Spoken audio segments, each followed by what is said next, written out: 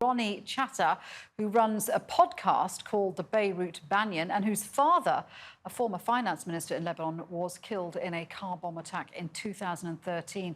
Ronnie, it's great that you've joined us. You, of course, have a very personal experience of a political assassination in Lebanon.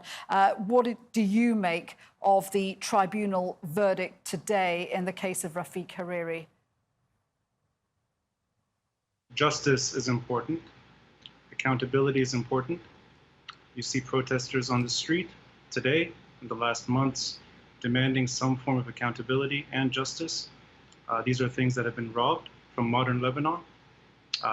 This was maybe an emotionally disappointing verdict in that we don't get to see this individual stand trial. We're not able to sort of witness the closure. It's a trial in absentia. Clearly, an individual may pull the trigger. It requires a network, an organization to plan all the assassinations that took place from Rafik Hariri's and onwards until my father's in late 2013. That said, the tribunal was meant to investigate individuals. One name appears. This person will not stand trial.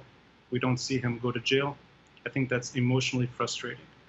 That said, justice remains important, and this is one step in that direction.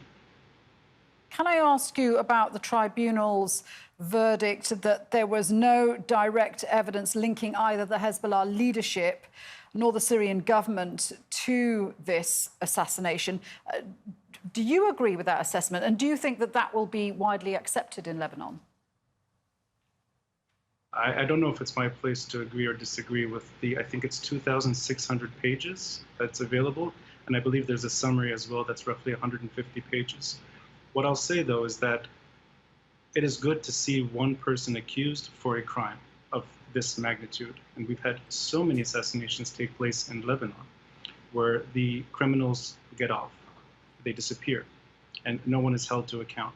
So the fact is that there is one person now that we can say with full confidence involved in that particular assassination in 2005.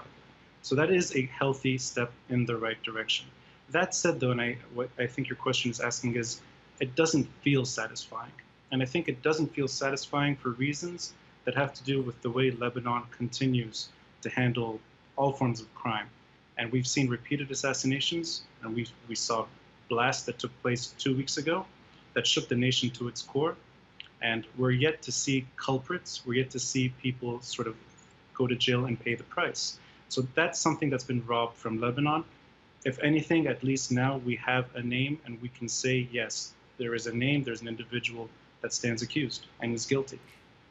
Right, and just to pick up a little bit on what you're saying, yes, when you look at Lebanon today, the political crisis seems to be even more entrenched. The economic collapse, the hyperinflation, of course, the explosion that you mentioned 2 weeks ago. It seems that Lebanon is going from one crisis to another. Does this verdict in a case that is, after all, 15 years old, does this move Lebanon forward in any way?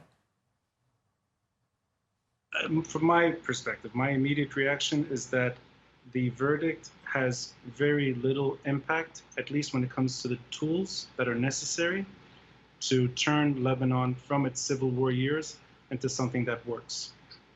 I don't think this verdict will provide Lebanon an immediate sort of positive way forward. And I think it's being seen primarily as more of a blip. And that is wrong. I think that speaks more to do with how bad things are and how these assassinations continued and the way Lebanon is today. But all that aside, and trying to remove the personal injury and the emotions involved, I think it is still important that there is something, and something is better than nothing in this case. Some justice, even if it's a trial in absentia, even if no one's going to jail. And I'd like to just offer a comparison. The ICTY, ex-Yugoslavia, you saw leaders end up in jail. We saw leaders commit suicide on live television, facing justice. We don't have this. So I think we need that to properly heal some wounds and perhaps move forward. So I don't think it's giving us the tools necessary to do that. Ronnie, thank you very much indeed for sharing your thoughts with us. Ronnie Chatah there in New York.